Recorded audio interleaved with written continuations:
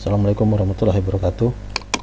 Baik, pada kali ini kita akan coba membahas materi tentang penggunaan dari sebuah event dan juga menggunakan sebuah prosedur ya. Nah, pertama kita akan coba dulu membahas tentang penggunaan dari event.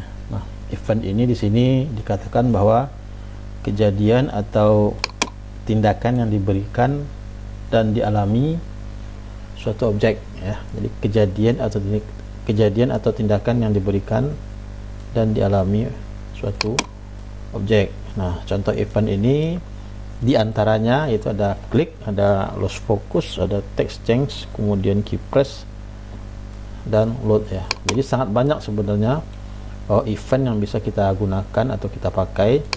Namun ini event-event yang paling sering digunakan dalam sebuah pemrograman. Nah, sekarang kita lihat bagaimana cara penggunaan event ini. Nah, pada kasus penggunaan event, saya akan coba mengambil sebuah kasus sederhana. Di sini ada pendataan barang, ya, kode barang, nama barang, harga barang, jumlah beli dan total bayar. Nah, di sini ilustrasinya kita akan nanti menginputkan kode barang, nama barang, kemudian harga, jumlah, kemudian totalnya berapa. Nah, untuk mendapatkan atau menghasilkan total ini hasil dari perkalian antara harga barang dengan jumlah barang, dimana hasilnya akan kita dapatkan setelah kita mengklik tombol hitung. Nah, jadi kita klik tombol hitung, maka total bayar akan didapatkan. Nah, sekarang kita buat dulu codingnya atau kita buat dulu programnya. Jadi di button hitung ini kita akan tambahkan program untuk mencari total bayar ya. Nah, di sini kita lihat dulu, berarti nanti kita akan melakukan perkalian antara harga dengan jumlah. Nah, kita lihat dulu harga barang ini, di sini namanya TXT harga, kemudian jumlah beli namanya di sini TXT jumlah, sedangkan total bayar itu namanya TXT total. Nah, kita mulai membuat codingnya, kita letakkan di button hitung. Nah, kita double klik, kemudian kita masukkan codingnya. Nah, berarti tadi TXT TXT total ya, total titik teks sama dengan TXT harga titik teks dikali TXT jumlah titik teks. Nah, jadi ini rumusnya. Ini boleh kita tambahkan file di depannya.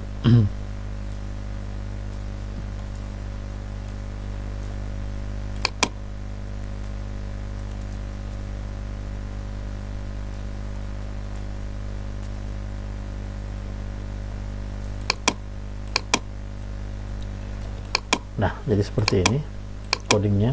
Kita lihat dulu hasil. Kita coba runningkan program. Nah, kita misalkan kode barangnya A1, barangnya mouse ya, harganya 25.000, kita beli 2. Nah, kemudian untuk mendapatkan total bayar berarti kita harus klik dulu hitung. Nah, dapatnya 500.000. Jadi seperti itu. Nah, dari definisi yang tadi, event itu adalah kejadian atau tindakan yang diberikan dan dialami suatu objek. Nah, tadi button ini adalah sebuah objek. Nah, objeknya mendapatkan tindakan ya yang diberikan. Jadi kita memberikan sebuah tindakan ke suatu objek. Jadi tindakannya apa? Nah, kita klik dia. Jadi sebenarnya kita sudah menggunakan atau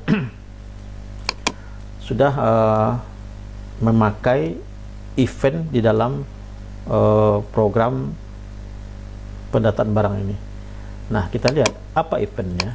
Nah, sekarang kita lihat di sini, ini eventnya adalah klik. Nah, ini dia. Jadi ini sebagai contoh tadi, ini contoh dari event, salah satunya klik. Nah, sebenarnya kita sudah menggunakan event. Apa eventnya? Klik. Jadi kejadiannya suatu objeknya diklik, maka coding yang ada di dalamnya, nah, berarti coding yang ada di dalamnya akan dieksekusi, akan dijalankan ketika objeknya diklik. Nah, itu eventnya adalah klik gitu dia. Nah, sekarang kita coba yang kedua, bagaimana dengan event loss focus. Nah, itu dia. Nah, untuk event loss focus sebenarnya program atau coding itu tidak hanya kita letakkan di button saja sebenarnya, tapi juga kita bisa letakkan di text box. Nah, jadi seperti itu. Nah, untuk contoh yang kedua, loss focus itu biasanya diletakkan pada eventnya text box. Oh, maaf, bukan eventnya text box ya. Biasanya codingnya kita letakkan di text box, kemudian menggunakan eventnya loss focus. Nah, jadi seperti itu. Nah, sekarang saya coba hilangkan. Kita hilangkan button hitung ini. Ya, kita hilangkan button hitungnya. Nah, sekarang bagaimana cara mencari total bayar? Sedangkan button hitungnya sudah tidak ada lagi. Nah, kita bisa menggunakan fasilitas atau event dari loss focus sebenarnya. Ya. Loss focus ini maksudnya apa? Jadi jika fokus di dalam suatu objek itu sudah tidak ditemukan lagi atau hilang, maka coding yang ada di dalam loss focus itu akan dieksekusi. Maksudnya bagaimana? Nah, sekarang gini ya. Nah, untuk mendapatkan total bayar, nah kita harus menginputkan harga barang dan jumlah beli. Nah, berarti kita bisa meletakkan coding di jumlah beli, bukan di harga ya. Jadi di jumlah beli. Nah, jadi caranya kita tinggal double klik text box jumlah belinya. Nah, ini kita lihat eventnya apa? Text change ya. Jadi kita tidak pakai text change, tapi tadi kita akan mencoba menggunakan yang loss focus. Nah, jadi solusinya bagaimana? Nah, kita tinggal ganti. Nah, jadi kalau Anda lihat di bagian atas itu sebelah, kalau yang ini adalah jumlah nama dari sebuah objeknya, sedangkan yang di kanannya itu adalah eventnya. Nah, tadi kita akan mengganti eventnya menjadi loss focus. Berarti kita tinggal cari eventnya di sini, loss focus. Nah, ini dia. Nah, perhatikan nih ya. Oke, ini loss focus. Nah, codingnya kita tinggal letakkan di sini ya, di objeknya txt jumlah, kemudian loss focus. Nah, codingnya sama saja, tidak ada perubahan, cuma eventnya saja yang berbeda. Yang pertama tadi, nah ini kan eventnya klik. Nah, sekarang kita tidak pakai klik eventnya, tapi kita coba menggunakan loss focus. Nah, ini saya ambil ya, sebagai contoh saya ambil saja ya, kemudian saya pindahkan ke loss focus. Nah, jadi seperti itu ya. Nah, soal itu kita jalankan, kita lihat kejadiannya apa. Nah, ini kita sampel saja ya. Nah, kemudian kita masukkan harga barangnya 20.000, jumlah belinya 2. Nah, bagaimana cara mendapatkan total bayar? Nah, perhatikan tadi coding kita letakkan di text box-nya jumlah beli ya. Codingnya kita letakkan di jumlah beli. Nah, kapan coding itu dieksekusi? Nah, coding dieksekusi ketika fokusnya sudah tidak berada lagi di jumlah beli. Nah, fokus di situ apa maksudnya? Nah, ini kursornya. Ini kan berkedip-kedip ini kalau kita lihat. Nah, ini ada berkedip-kedip. Jadi itulah kursornya berada di jumlah beli. Nah, suatu kursor kita pindahkan, terserah mau ke bagian manapun ya, maka dianggap kursornya sudah loss focus. Nah, ketika kursor loss focus, maka coding yang ada di dalamnya akan dieksekusi. Nah, sekarang saya coba pindahkan ke bawah kursornya. Nah, total bayar juga langsung dapat. Berarti sewaktu kursornya lost focus sudah berpindah ke text box yang lain, maka coding yang ada di dalam tadi akan dieksekusi. Nah, jadi seperti itu. Oke, mudah-mudahan bisa dipahami. Nah, kemudian kita lanjut pada bagian ketiga, yaitu text change ya. Jadi di sini jika terjadi perubahan, nah itu, jika terjadi perubahan maka coding akan dieksekusi. Nah, sekarang kita coba kita masih meletakkan codingnya di jumlah beli ya. Kita akan meletakkan codingnya di jumlah beli, tapi di sini eventnya kita ganti menjadi text change ya. Nah, kita double klik. Nah, ini sudah otomatis ya, text change. Nah, ini kita pindahkan. Jadi kita tidak menggunakan lost focus lagi, tapi kita gunakan text change. Saya cut lagi, saya pindahkan ke bagian text change-nya. Nah, seperti ini. Coding tidak ada perubahan ya, cuman eventnya saja yang coba kita pahami ya, kita otak-atik. Bagaimana kalau text change, bagaimana kalau lost focus, bagaimana kalau klik. Kalau klik sudah paham mungkin ya. Nah, sekarang kita coba jalankan dengan kondisi eventnya text change. Nah, saya jalankan. Ingat tadi coding kita letakkan di jumlah beli ya, textbook jumlah beli. Kita masukkan dulu, kemudian kita buat harganya. Nah, kemudian kita buat jumlah beli 3. Nah, ini secara otomatis hasil langsung didapatkan 2000 kali 3 atau 600.000. Nah, yang jadi pertanyaan, kenapa hasilnya langsung didapatkan sewaktu kita menginput nilai dari jumlah beli. Nah, jadi logikanya seperti ini. Jadi tadi kita menggunakan, ingat, kita menggunakan text change ya. Jadi jika terjadi perubahan ya, jika terjadi perubahan, maka coding yang ada di dalamnya akan dieksekusi atau dijalankan. Nah, kita coba ulangi. Kode barang, nama barang, harga barang. Nah, perhatikan, tadi kita meletakkan coding di jumlah beli, di mana eventnya itu text change ya. Nah, di textbox jumlah beli itu nilai awalnya tidak ada atau kosong ya. Textbox jumlah beli itu tidak ada atau kosong. Nah, maka defaultnya dianggap textbox dari jumlah beli itu ya tidak ada. Nah, sewaktu Anda melakukan perubahan atau mungkin sewaktu Anda mengisi nilai dari textbox jumlah beli, maka dianggap textbox itu sudah terjadi perubahan. Nah, dengan terjadinya perubahan, maka coding yang ada di dalam textbox yang kita masukkan tadi, di dalam textbox jumlah beli yang sudah kita masukkan tadi, maka secara otomatis dieksekusi. Nah, sekarang kita lihat. Saya pindahkan kursor ke jumlah beli. Nah, defaultnya kan tidak ada itu, isinya tidak ada. Nah, sewaktu saya isi, misalnya saya isi 2, maka secara otomatis akan dijalankanlah coding yang kita masukkan tadi, 2. Nah, maka di bawah sudah menjadi 40.000, sudah langsung dijalankan yang ada dalamnya. Nah, kemudian bagaimana kalau nilainya 2, kemudian kita tambah lagi 1 ya. Maksudnya kita isi 21. Nah, maka dianggap terjadi perubahan lagi. Nah, seandainya terjadi perubahan, maka coding yang ada di dalamnya maka dieksekusi ulang atau dijalankan ulang. Nah, kita tambahkan 1. Nah, maka langsung dikalikan 20.000 dikali 21, maka dapatlah berapa itu? 420.000. Nah, nilai awalnya sekarang 21 di jumlah beli. Nah, kalau kita rubah lagi, maka terjadilah perubahan text change ya. Maka coding di dalamnya akan dieksekusi ulang. Maka kita tambahkan, misalnya tambahkan 0. Nah, itu dia sudah menjadi 4.200.000. Jadi 210.000 dikali 20.000. Nah, jadi seperti itu. Kalau kita hapus bagaimana? 210 kita hapus menjadi 21. Nah, dianggap terjadi lagi perubahan, maka coding di dalamnya akan dieksekusi. Tuh, kita hapus lagi. Tuh. Nah, jadi seperti itu.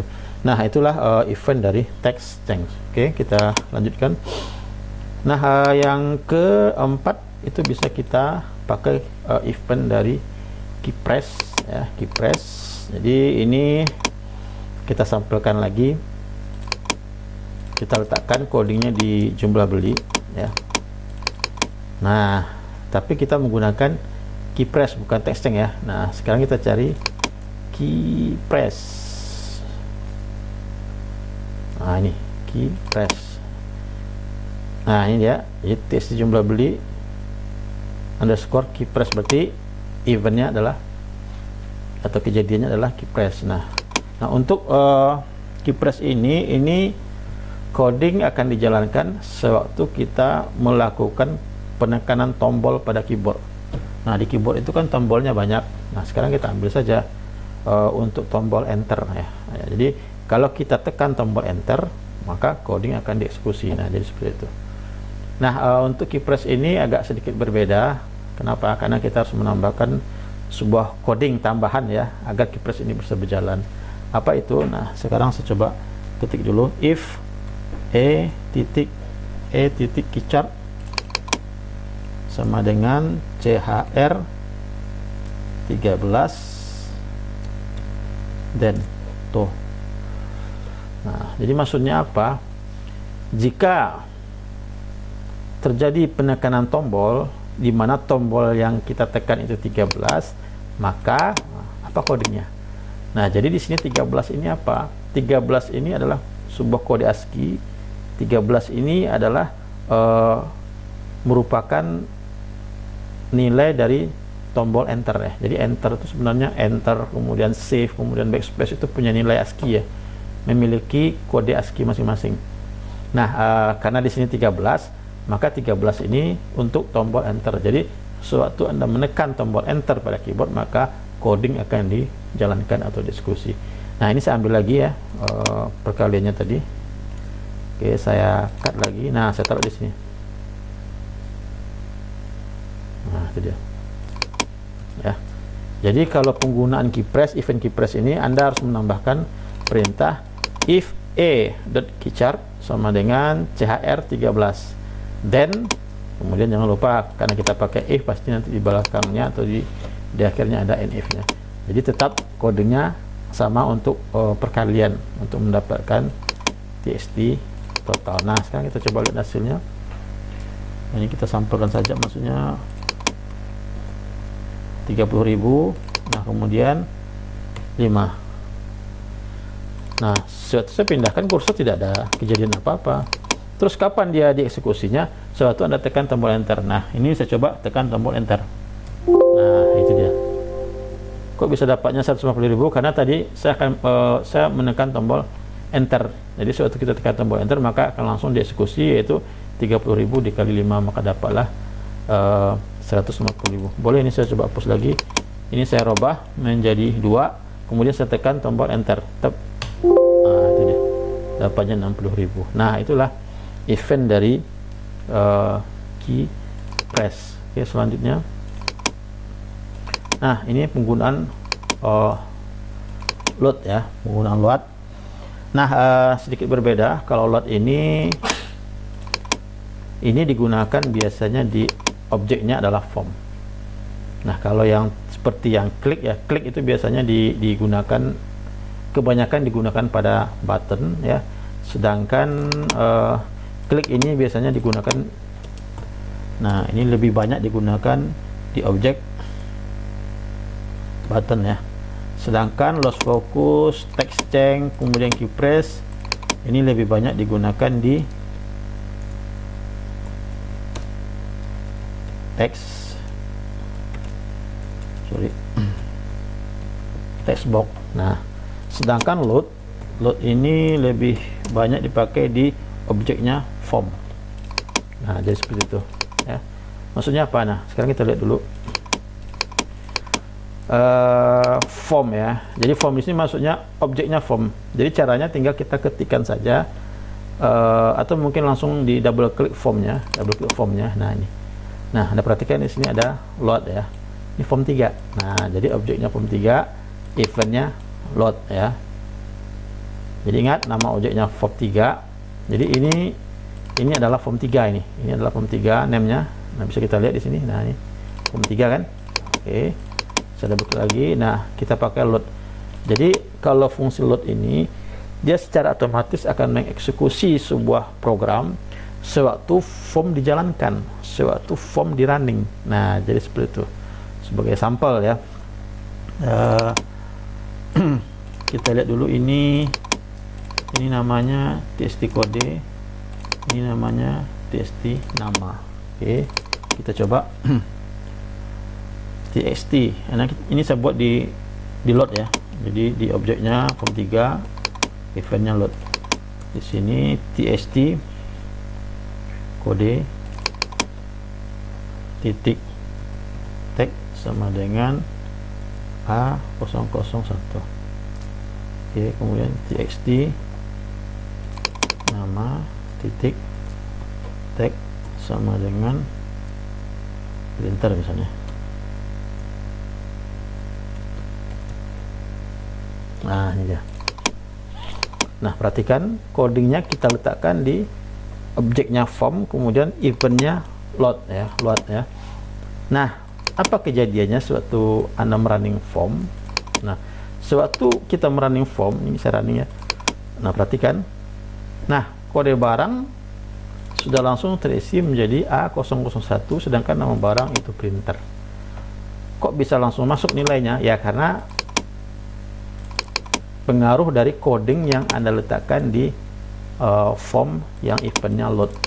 Jadi sekali lagi, sewaktu form Anda running, maka semua coding yang ada di form load itu langsung dieksekusi, langsung dijalankan.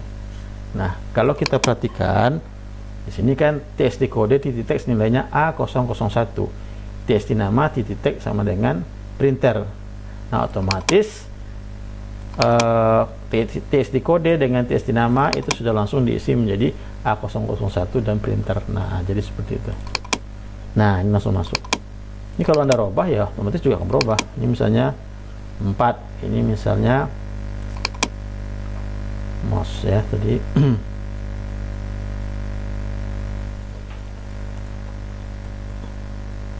Mouse. Nah, suatu saya jalankan. Nah, juga sudah berubah. Oke, jadi itu beberapa sampel event yang bisa kita cobakan. Silakan Anda cobakan nanti sendiri sebagai bahan latihan nanti ya. Nah, kemudian yang kedua kita masuk prosedur ya. Prosedur ini di sini dijelaskan bahwa prosedur merupakan blok program yang dapat dipanggil dalam sebuah program aplikasi. Untuk penggunaan prosedur dapat dilakukan hanya dengan memanggil nama prosedur tersebut. Dengan prosedur penulisan, program menjadi lebih modular dan terstruktur. Jadi dengan membuat sebuah prosedur, maka penulisan program menjadi lebih modular dan terstruktur. Dan kemudian juga untuk menggunakan prosedur dapat dilakukan hanya dengan memanggil nama prosedurnya. Jadi kita cukup memanggil nama prosedurnya agar program itu dijalankan. Nah, bagaimana maksudnya? Sekarang kita perhatikan. Nah, ini misalnya saya buatkan tombol button di sini ya. Oke, button ini saya buat hapus. Nah, saya buatkan di sini kodenya dulu ya. txt kode titik teks sama dengan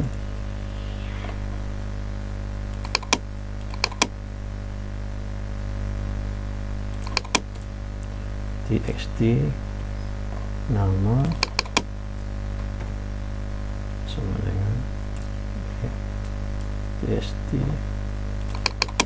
titik teks sama dengan 0, txt jumlah sama dengan 0, titik teksnya.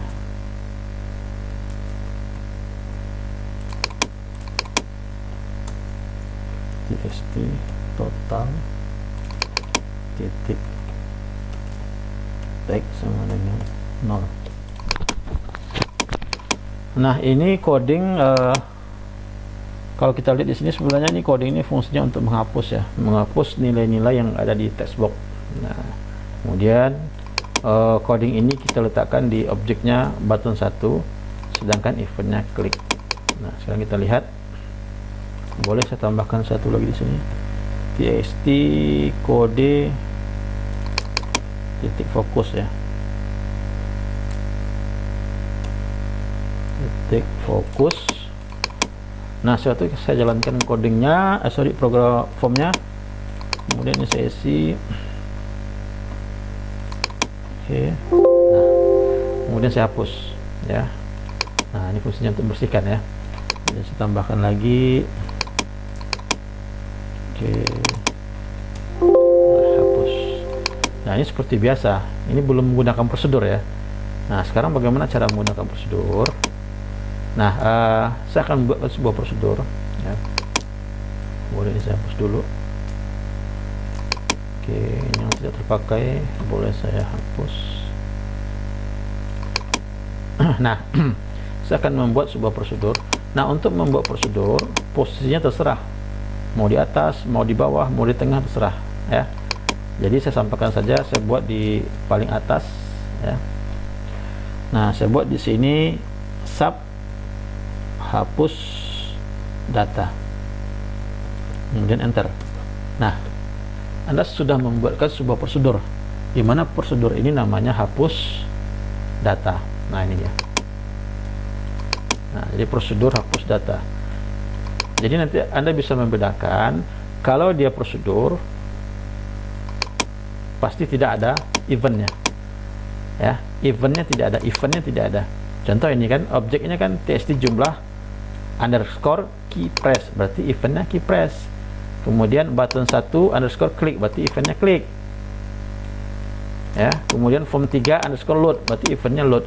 Nah, sedangkan prosedur tidak ada event, jadi langsung saja sub, kemudian nama prosedurnya apa ya.